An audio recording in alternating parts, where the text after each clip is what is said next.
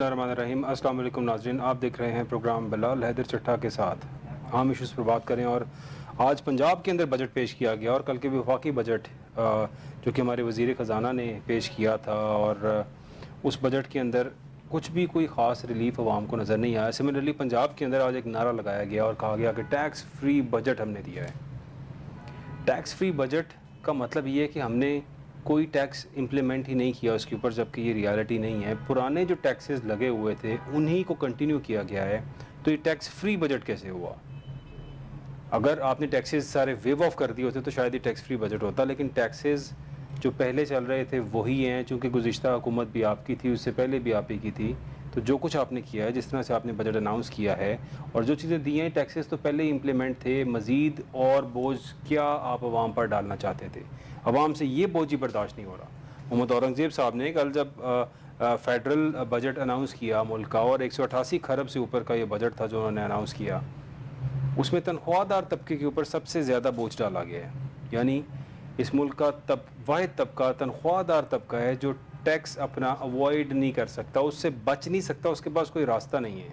اس لیے جتنا بھی ٹیکس کے ہدف ہوں، جتنے بھی اہداف آپ نے پورے کر رہے ہوں، وہ بوجھ تنخواہ دار طبقے پر ہی ڈلے گا۔ یہ کیسی ناانصافی ہے؟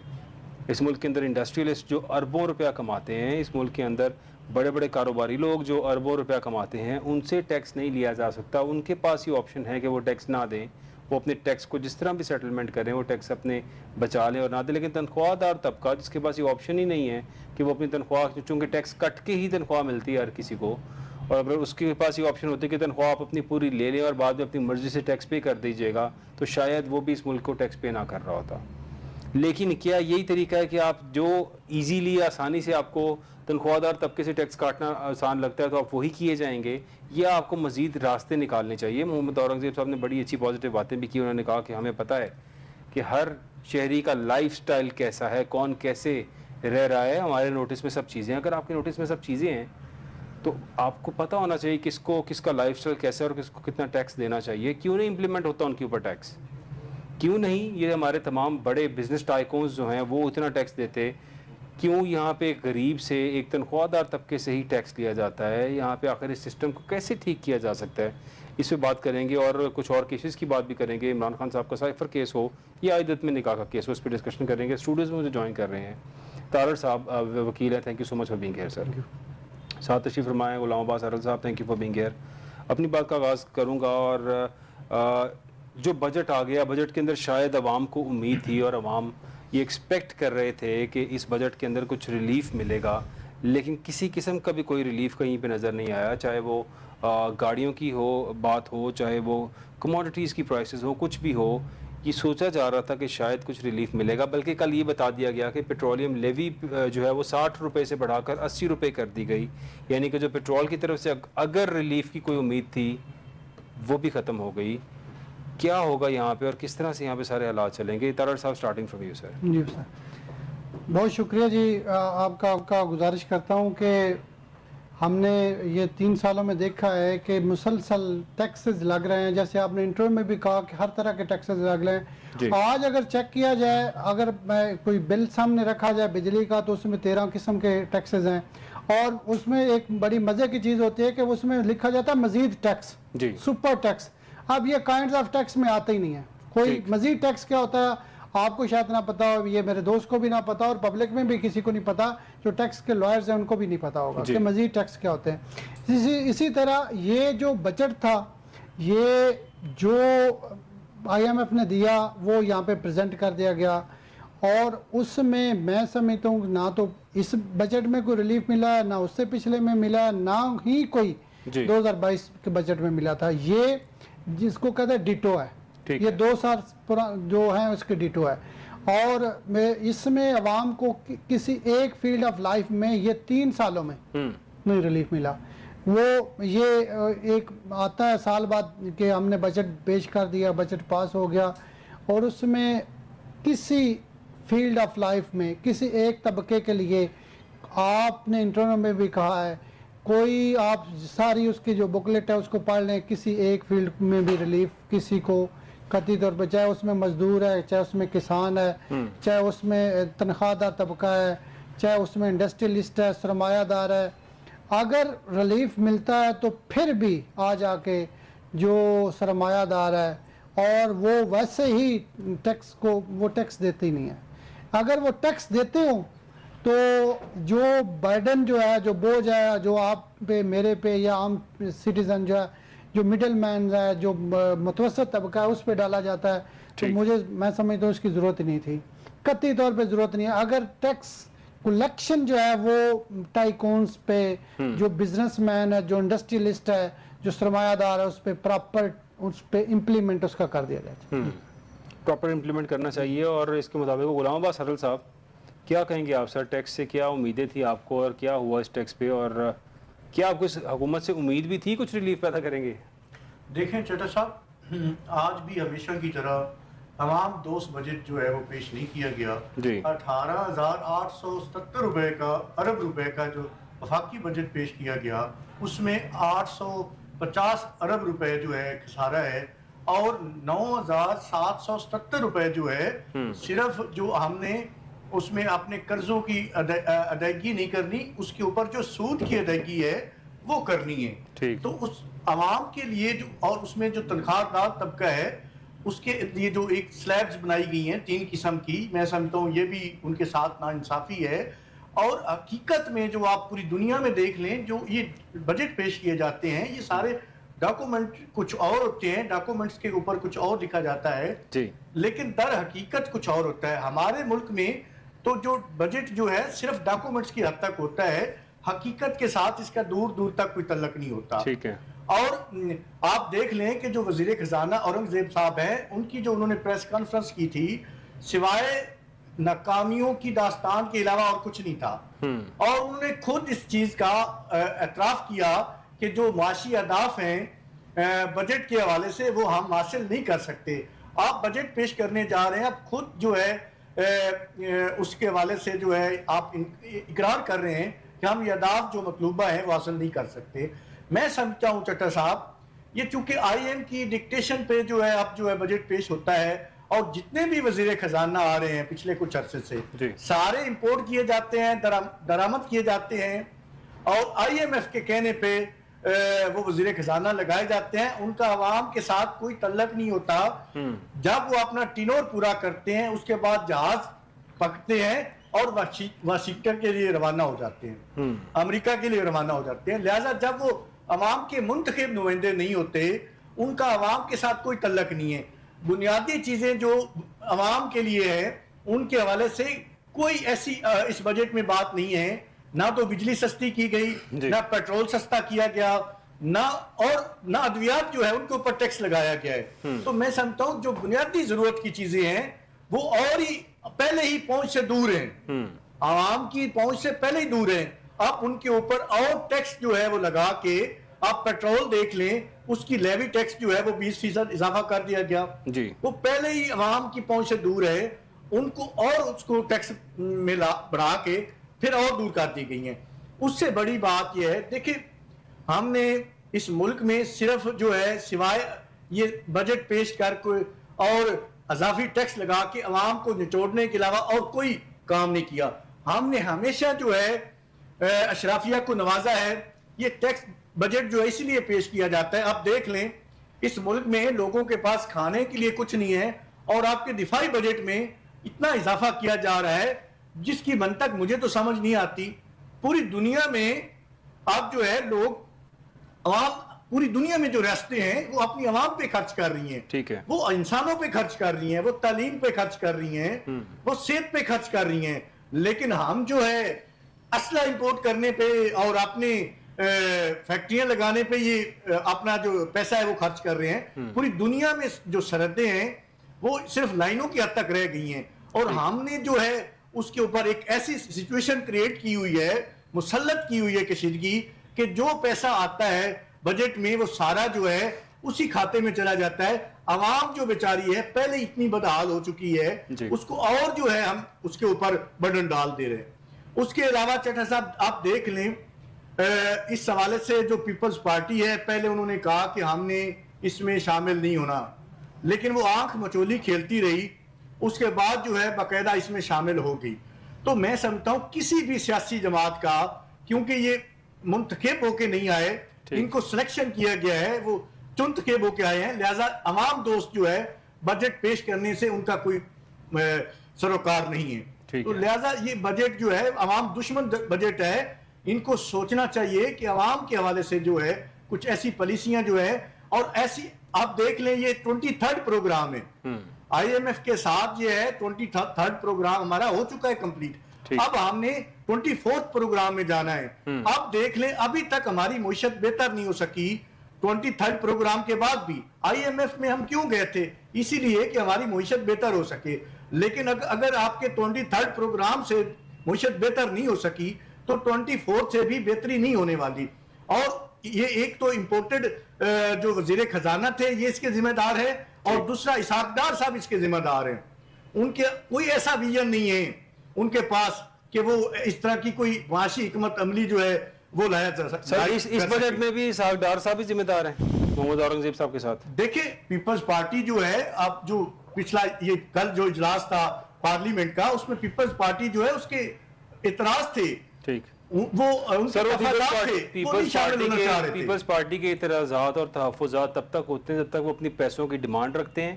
وہ پوری ہوتی ہے تو ان کے وہ اعتراضات ختم ہو جاتے ہیں. اگر پیسے نہ ملیں تو ان کا اعتراض وہی رہتا ہے. یہی ہوتا ہے. اور ہوتا کیا ہے, اور بالکل آپ کی اسمبلی حکومت بھی اسی ایجنڈے کے تحت مرض وجود میں آئی ہے کہ یہ سارے جو ہے اقتدار مل بانٹ کے کھائیں گے, مل بانٹ کے لوٹیں گے. اقتدار کی بندر بانٹ تھی اور دولت اور پیسے کی بندر بانٹ ہے. اسی کے نتیجے میں ان کا عوام کے ساتھ کوئی لنک نہیں ہے. لہذا ان کو عوام دوست بجٹ, اگر آپ ان سے امید کرتے ہیں کہ یہ سارے ہمارے حکمران جو ہیں یہ خود ان کے اوپر الزام ہے کرپشن کے اور یہ عوام دوست بجٹ لائے, تو میں سمجھتا ہوں کہ یہ غلط امید ہوگی.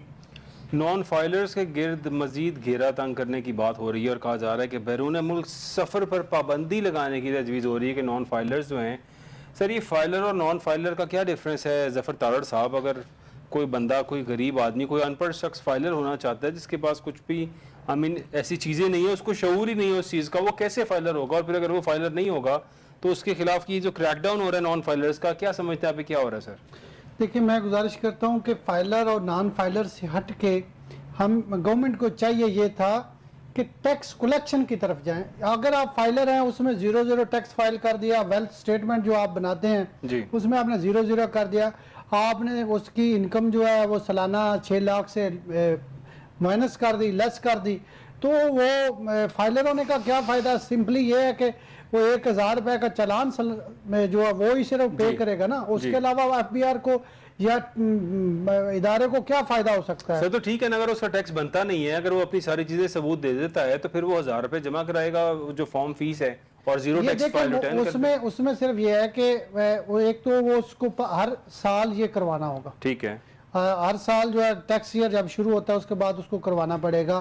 لیکن ایک عام جو شہری ہے وہ میں سمجھتا ہوں کہ جو غریب ہے, جو ریڑھی بان ہے, جو چھابڑی والا ہے, جو بالکل متوسط طبقہ, اس کے لیے اگر اس کا مزدوری نہیں اس کو مل رہی, گرمیاں ہیں, گرمیوں میں مزدور کو مزدوری بہت کم ملتی ہے, تو اس کے لیے ایک صرف 1000 وہ تو جائے گا, اس کے ساتھ اس نے وکیل کو بھی دینے ہیں یا جو بھی اس ٹیکس سسٹم کو, جو فائلر کرنے والا سسٹم کو جانتا ہے, جو اس میں ایف بی آر کے لوگ ہیں, اس میں جو آپ کے دوسرے جو ان کے جو سبارڈینیٹ ہوتے ہیں وہ بھی فائلر کر لیتے ہیں, تو وہ ہر سال کروائے گا. یعنی کہ اس کا 4 سے 5000 روپیہ پر ایئر لگے گا, اور اس کے علاوہ کوئی چارہ نہیں. جب مجبوری بنے گی تو میں سمجھتا ہوں یہ ہمارا پاکستان اتنا ان کے وہ کہتے ہیں کہ اگر قیامت کا بھی اعلان ہو جائے تو مسلح مہنگے ہو جائیں گے. تو یہاں پہ اگر مجبوری میں لوگوں سے یہ ریٹرن فائل کروائیں گے تو وہ ریٹرن فائل کرنے والے بھی جو ہیں وکلا ہوں یا نان وکلا ہوں یا جو انٹرنیٹ کو سسٹم کو سمجھتے ہیں وہ ڈیفینیٹلی 5 کے بجائے 10 کے بجائے 15 لیں گے.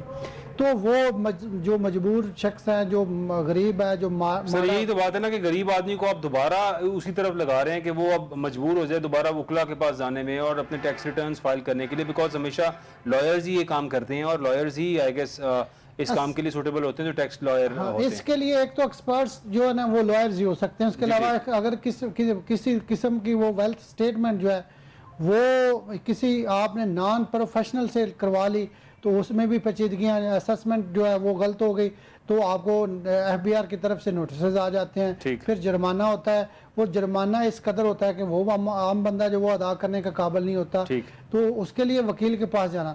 اس میں سر گزارش یہ ہے کہ اس سسٹم سے نہیں, آپ پراپرٹی کو سیس کرنے کے اور بہت سارے طریقہ کار ہیں. آپ نے کتنا بیلنس یوز کرتے ہیں آپ کو اس سے سیس کیا جا سکتا ہے, آپ کتنا بینک سے کتنی لین دین کرتے ہیں اس سے سیس کیا جا سکتا ہے. جو اس طرح کے بزنس کر رہے ہیں, جو مطلب یہ ٹرانزیکشن کر رہے ہیں, ان کا تو مطلب بنتا ہے. اب جو غریب وزیر خزانہ صاحب کی جو سٹیٹمنٹ آئی, انہوں نے کہا ہے کہ ہم ہر بندہ ہماری نظر میں ہے, ہمیں پتہ ہے کہ اس کا کیسا لائف سٹائل ہے, تو پھر اس کے بعد کس طرح سے ٹیکسز امپلیمنٹ کرنا چاہ رہے ہیں ہر کسی کا لائف سٹائل دیکھتے ہیں. دیکھیں میں کہہ رہا ہوں کہ جو اب آپ کو کہ ڈیجیٹل کرنسی ہو گئی ہے, ڈیجیٹل کرنسی سے اسیس کیا جا سکتا ہے کتنی ٹرانزیکشن ہوئی ہے, کتنے پیسے آئے ہیں. اب ایک غریب ہے, اس کے تو ٹرانزیکشن ہوتی کوئی نہیں ہے, اس کو تو 800,000 روپیہ دیہڑی ملتی ہے, وہ بچوں کا خرچہ تک اس کا پورا نہیں ہوتا, اور وہ بھی دیہڑی پتہ نہیں ہر روز ملتی ہے اس کو یا نہیں ملتی, تو اس سے تو اسیس بھی کیا نہیں جا سکتا. اس کو تو یہ اس چیز کی ضرورت بھی نہیں ہے. جو ٹرانزیکشن کر رہے ہیں وہ چاہے بیلنس یوز کر رہے ہیں, چاہے وہ بینک کے تھرو یوز کر رہے ہیں, یا جائز کیش کر رہے ہیں, ایزی پیسہ کر رہے ہیں, کوئی بھی اس کا موڈز ہو, تو آپ اس کو سیس کر کے اس پہ یہ قدغن لگا دیں, اس کو یہ پابند کریں کہ آپ کیونکہ ایلیجیبل ہے, آپ کی اسسمنٹ ہم نے کر لی ہے, اس کو پہلے نوٹسز دیں. نوٹسز کے بعد اگر وہ نہیں فائلر ہوتا اور پراپر اس کی جو اسسمنٹ ہے وہ اس کے مطابق فائلر نہیں ہوتا, یہاں پہ ہو یہ رہا ہے کہ بہت سارے جو ٹائکونز ہیں, جو پراپرٹی ڈیلرز ہیں, جو بڑے سرمایہ دار ہیں, ان کی جب ویلتھ سٹیٹمنٹ بنائی جاتی ہے تو ان میں بہت ساری چیزیں لو کر کے فائل کی جاتی ہیں, تو اس کی جتنا ٹیکس بنتا ہے وہاں پہ سے بھی چوری ہوتا ہے. پھر اگر ٹیکس جو کلیکشن ہوتی ہے تو بھی وہ خزانے میں نہیں پہنچتی. یہ اصل پرابلم ہے. غلام عباس ارول صاحب, اب ڈیجیٹائزیشن کی بات کی جا رہی ہے, اور آج علی پرویز ملک صاحب جو وزیر مملکت برائے خزانہ ہیں, انہوں نے یہ کہا ہے کہ ڈیجیٹائزیشن کے بعد نان فائلر سے بھی ٹیکس لیا جائے گا اور پوچھا بھی جائے گا کہ وہ نان فائلرز کیوں ہیں. کیا سمجھتے ہیں؟ دیکھیے آپ جیسے فائلر اور نان فائلر کی بات کر رہے تھے, جی ہمارے ملک میں بدقسمتی یہ ہے کہ فائلر آدمی ہو جاتا ہے تو اس کو ہیریس کیا جاتا ہے. ایک محکمے کی طرف سے, آپ کے اداروں کی طرف سے ہیریسمنٹ شروع ہو جاتی ہے, جو انلیگل ہیریسمنٹ ہوتی ہے. اس کو ایسے, اس میں سب سے زیادہ جو ہیومن انٹرونشن ہے, جتنی وہ کم ہو سکے تو وہ ہیریسمنٹ اتنی کم ہو جائے گی. اسی لیے یہ سارا جو سسٹم ہے, اس کو چاہیے کہ اس کو ڈیجیٹل کیا جائے تاکہ جتنی ہیومن انٹرونشن ہے اس کو کم کیا جا سکے. اور عام بات یہ ہے اس میں چٹا صاحب, جتنی بھی اس میں اس بجٹ میں جو کفایت شاری کے حوالے سے کوئی کسی بات ہی نہیں کی گئی, اس میں واضح اعلان نہیں کیا گیا. آپ کو پتا ہو کہ جب پچھلی حکومت تھی PDM کے حوالے سے, شہباز شریف صاحب جو ہیں اس وقت وزیر اعظم تھے, تو انہوں نے ایک کمیٹی بنائی تھی جنہوں نے اپنی سفارشات مرتب کی تھی کہ جو کفایت شاری ہے اگر ہم اس کو نہیں اپنائیں گے تو ہم جو ہے اپنے اہداف بھی نہیں حاصل کر سکیں گے, اور جو اسی طرح ہم جو IMF ہے اس کے نیچے اور دبتے جائیں گے. تو وہ کمیٹی جو ہے اس کی سفارشات مرتب ہو گئی تھی, لیکن بدقسمتی ہے کہ اس بجٹ کے دوران ان کو ملوز خاطر نہیں رکھا گیا, بلکہ ایک نئی کمیٹی بنا دی گئی کہ وہ اب نئی سفارشات پیش کرے, کیونکہ انہوں نے اپنی مرضی کے بجٹ جو ہے فگر اور سلیبز وغیرہ جو ہوتے ہیں وہ دینے ہوتے ہیں. ٹھیک ہے, آپ دیکھ, اگر وہ آپ کا کتنے ارب روپے جو ہے صرف مراد اور پروٹوکول کلچر پہ ختم ہوتا ہے, میں سمجھتا ہوں. اور آپ کی جو پینشن ہے, آپ ایک عام بات اس میں یہ ہے کہ آپ نے ایک آدمی کو ریٹائر کرتے ہیں 62 ایئرز پہ یا 60 پہ یا 65 پہ, جو مختلف جگہ پہ ٹائم آف ایج ہے, تو اگر آپ نے اس کو ریٹائر کر کے اور اس کو پیسے دینے ہیں گھر بٹھا کے, بہتر ہے کہ اس میں ایسی امینڈمنٹ کی جائے کہ آپ اس سے کام لیں. پینشنوں کی صورت میں اتنی ہماری اکانومی کے اوپر برڈن ہے. اور اس کے علاوہ پچھلے جو چیئرمین FBR تھے, انہوں نے یہ ایک رپورٹ دی تھی کہ یہ بہت سارے ایسے ادارے ہیں جن کے ملازمین جو ہیں وہ ایک تو اضافی ہیں, دوسرا دفتر نہیں آتے. ایسا برڈن جو ہے کم کیا جائے. یہ ساری سفارشات اس کمیٹی نے مرتب کی تھی, لیکن اس کو اگنور کیا گیا, کیونکہ ہم جو ہیں اپنی مرضی کے جو ہمیں چیزیں اہداف چاہیے ہوتے ہیں وہ تو ہم لے لیتے ہیں, باقی جو بھی ہم نے وہ اہداف جو ہیں عام عوام سے پورے کرنے ہوتے ہیں. لیکن جہاں پہ ہمیں ٹارگٹ کیا جاتا ہے جو اشرافیہ کلاس ہے اس ملک کی جی اس کو ہم سکپ کرتے ہیں. ٹھیک ہے. تو جب تک یہ ایک مساوی جو ہے بجٹ نہیں پیش کیا جائے گا, عوام دوست بجٹ نہیں پیش کیا جائے گا, تب تک جو ہے نہ ہماری معیشت بہتر ہو سکتی ہے. اور کب تک ہم آئی ایم ایف کے پاس جاتے رہیں گے, کب تک جاتے رہیں گے؟ جب سر یہ تو کہہ رہے ہیں آئی ایم ایف کے پاس جانے کے علاوہ ہمارے پاس اور دوسرا چارہ ہی کوئی نہیں ہے. دیکھیں آپ ہر دفعہ جو ہے ایسی اپنے پالیسیاں لاتے ہیں کہ آپ جو ہے اور ان کے چنگل میں پھنس جاتے ہیں. آئی ایم ایف جو ہے امریکہ کا ایک ذیلی ادارہ ہے, ٹھیک, اس نے اپنی مرضی سے جو ہے یہاں پہ جو ٹیکس وغیرہ انفورس کرنے ہوتے ہیں, ریونیو جو ہے اس لیے کلیکشن کرنی ہوتی ہے اپنے مرضی کا, اس لیے وہ بندہ لاتے ہیں آپ کا وزیر خزانہ جو ہے. تو یہ نہ وہ نہیں چاہتا کہ آپ جو ہے اس کے مقروض نہ رہے, وہ آپ کو اپنا مقروض بھی رکھنا چاہتا ہے. اور یہاں پہ مہنگائی بھی بڑھتی رہے گی کیونکہ عوام کے ساتھ اس کا کوئی تعلق نہیں ہے, کیونکہ میز کے دونوں طرف جو ہیں وہ سامراج کے نمائندے بیٹھے ہوئے ہیں. جب ہم آئی ایم ایف کے ساتھ مذاکرات کرتے ہیں بجٹ کے حوالے سے, چونکہ آپ کی معیشت جو ہے آئی ایم ایف چلا رہا ہے, جب مذاکرات کرتے ہیں تو یہ دونوں میز کی طرف جو نمائندے ہوتے ہیں یہ سامراج کے نمائندے ہوتے ہیں. پاکستان کا کوئی نمائندہ نہیں ہوتا بدقسمتی سے جو پاکستان کے عوام کا نمائندہ ہو. تو اس لیے کیسے پاکستان عوام دوست بجٹ آ سکتا ہے؟ بالکل ٹھیک. ظفر تارڑ صاحب کیا کہنا چاہ رہے ہیں آپ؟ سر آئی ایم ایف ہی یہاں پہ بندے پلانٹ کرتا ہے, ہمیشہ وزیر خزانہ یہاں پہ آئی ایم ایف کی مرضی سے لگتا ہے, یہ کہہ رہے تھے غلام عباس ارل صاحب, کیا سمجھتے ہیں آپ؟ میں سمجھتا ہوں کہ وہ یہاں پہ جو گورنمنٹ کر رہے ہیں, جو گورنمنٹ میں وہ بھی آئی ایم ایف کے لوگ ہیں, تو ان کے مطابق ہی چلیں گے. ان کا میں نے کہا ہے کہ جیسے ہم مبینہ طور پہ ہم کہتے ہیں کہ عدالتوں میں آرڈر کہیں سے لکھا آتا ہے, تو یہاں پہ بجٹ جو ہے وہ بھی لکھا آتا ہے, جو ایک میں سے کی بھی آگے پیچھے لفظ نہیں کر سکتے. ٹوٹل کا ٹوٹل تیار وہاں سے ہو کے آتا ہے, اور جب کوئی اور تیار کرے گا اس کے لیے پاکستان کی عوام کے لیے درد دل نہیں ہوگا, اس پاکستان کی عوام کا اس کو احساس نہیں ہوگا.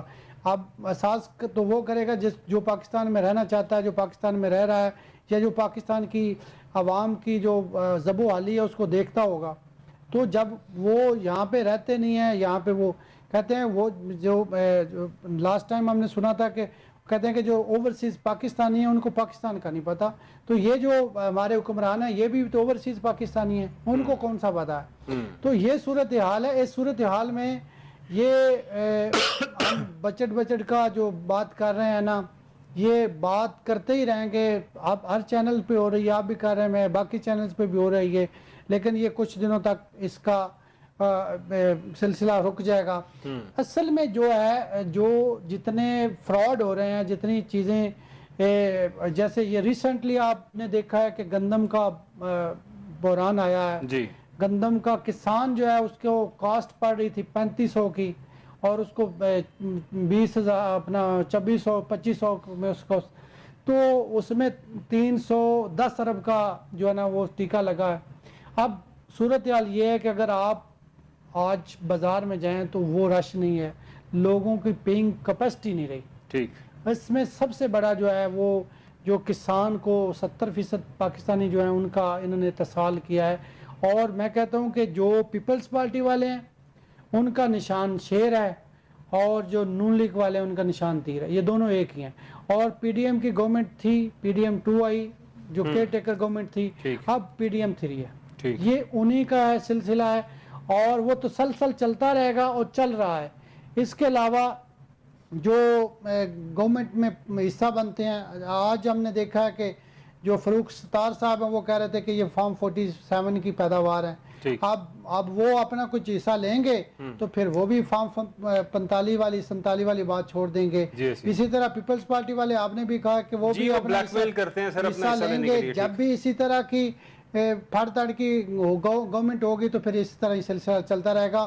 اور عوام کا کوئی بھی نمائندہ نہیں ہے پارلیمنٹ میں, جو گورنمنٹ کی بات کر رہا ہے. گورنمنٹ کے اندر عوامی نمائندہ کوئی بھی نہیں ہے پارلیمنٹ کے اندر. جو عوام کی, آپ کی, میری اور حلق صاحب کی بات کرے, جو عام چھابڑی والے کی بات کرے, جو ریڈی والے کی بات کرے, جو مزدور کی بات کرے, جو کسان کی بات کرے, جو متوسط طبقے کی بات کرے, جو اوورسیز پاکستانی ہیں جو اتنے زیادہ فارن ریمیٹنس بھیج رہے تھے, اب ان کی بھی وہ سلسلہ کم ہو رہا ہے. تو یہ جب تک آپ ان لوگوں کا احساس نہیں کریں گے، جب آپ عام شہریوں کو ریلیف نہیں دیں گے تو قطعی طور پہ یہ بجٹ کھیلتے ہی رہیں گے. یعنی ایک سب سے بڑا مسئلہ غلام عباس ہرل صاحب یہ ہے کہ جب میں نے لوگوں سے اس بارے میں سوالات کیے تو عوام کا ملا جلا رجحان آیا، لیکن موسٹلی لوگ یہ کہتے تھے کہ ہم حکومت کو ٹیکس کیوں پے کریں جب ہمارے اوپر حکومت اس طرح سے سپینڈنگ نہیں کرتی ہے. یعنی ابھی اس بجٹ میں دیکھیں سب سے بڑی تکلیف کی بات یہ ہے کہ 597 ارب روپے بے نظیر انکم سپورٹ پروگرام کا بجٹ رکھا گیا ہے اور ہائر ایجوکیشن کا صرف 32 ارب روپے. یہ کیا ظلم ہے سر؟ ایجوکیشن کے لیے 32 ارب ہیں آپ کے پاس، ہیلتھ کے لیے آپ کے پاس پیسے نہیں ہیں. بے نظیر انکم سپورٹ جس میں سے شاید بہت سے سیاستدان جو ہے وہ فائدہ لیتے ہیں اور اپنے اپنے فرنٹ مین رکھ کے وہاں سے پیسہ ریکور کرتے ہیں، 597 ارب روپے آپ اس میں بیکاریوں کو کی طرح عوام کو دے رہے ہیں. دیکھیں پوری دنیا میں عوام جو ہے وہ ٹیکس نیٹ میں اس لیے شامل ہوتے ہیں کہ حکومت جو ہے ان کے لیے کوئی فلاحی منصوبے بنائے گی جی، اور ان کو جو ہے ان کے لیے سہولیات جو ہے اس حوالے سے ان کو ملتی ہیں. آپ پوری دنیا میں دیکھ لیں وہاں پہ جو ہے حکومت جو ہے عوام کو سپورٹ کرتی ہے اور اس حوالے سے بہت سارے فلاحی جو ہے وہ منصوبے بنائے جاتے ہیں. یہاں پہ تو بدقسمتی یہ ہے کہ ایک غریب آدمی کو اس کی جو ہے میڈیسن وہ مہیا نہیں ہے، ایجوکیشن جو ہے وہ مہیا نہیں ہے. جب آپ جو ہے اس کے لیے آپ عوام سے پیسہ اکٹھا کریں گے اور اشرافیہ پہ خرچ کریں گے تو پھر جو ہے عوام کیسے آپ کو پیسہ دے گی؟ ٹھیک، عوام تو اس صورت میں ہی پیسہ دے گی، ٹیکس نیٹ ورک میں آئے گی جب عوام کو اس بات کا یقین ہو کہ آپ نے یہ پیسہ ان کے اوپر خرچ کرنا ہے، عوام کے اوپر خرچ ہونا ہے.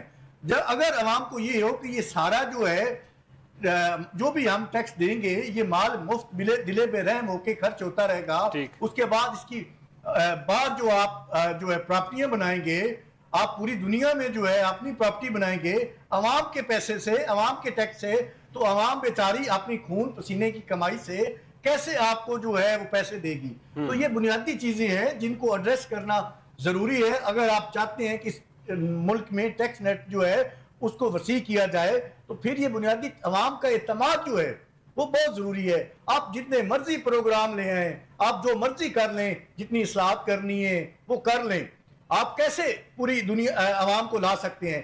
جب تک عوام کا اعتماد نہیں حاصل کریں گے آپ ساری عوام کو اس نیٹ ورک میں نہیں لا سکتے. بہت سارے ایسے لوگ ہیں جو ٹیکس دینا بھی چاہتے ہیں لیکن ان کو اس بات کا ڈر ہوتا ہے کہ اگر ہم فائلر ہو گئے تو ہمیں ہراس کیا جائے گا، اس سہولتوں کی بجائے جو ہے ہمیں ہراسمنٹ زیادہ ہو جائے گی. تو اس وجہ سے جو ہے چٹھا صاحب جو ہے ہم کو مستقل بنیادوں پہ معاشی اصلاحات کرنی ہوگی اور سب سے پہلے جو ہے اپنے آپ کو ٹھیک کرنا ہوگا، اپنا جو ہے بجٹ کٹ کرنا ہوگا. جب تک ہم اپنے اخراجات اور بجٹ کٹ نہیں کریں گے، ہم اپنے پروٹوکول کلچر کو نہیں ختم کریں گے، تب تک عوام بیچاری جو ہے وہ اور نہیں نچوڑی جا سکتی، ان کو اور نہیں دبایا جا سکتا. تو لہٰذا آپ جو ہے ایسی معاشی مستقل بنیادوں پہ پالیسیاں بنائیں اور منتخب نمائندے بنائیں جن کو عوام کا دکھ درد اور احساس ہو. عوام کا دکھ درد ہونا بہت ضروری ہے. زبانی کلامی تو سب سیاستدان ہی کہتے ہیں. مریم صاحبہ بھی الیکشن کیمپین میں بڑی باتیں کہتے تھے، 300 یونٹ بجلی فری کر دیں گے، میرا بس چلے، میں ہر چیز آپ کے قدموں میں نچھاور کر دوں.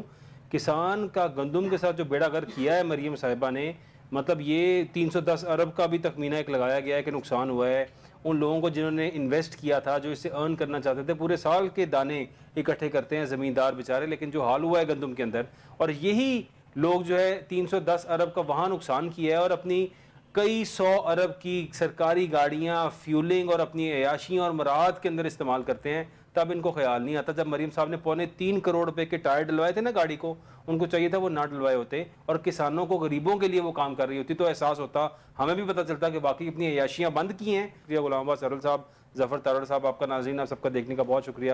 اپنا خیال رکھیے گا. اللہ حافظ.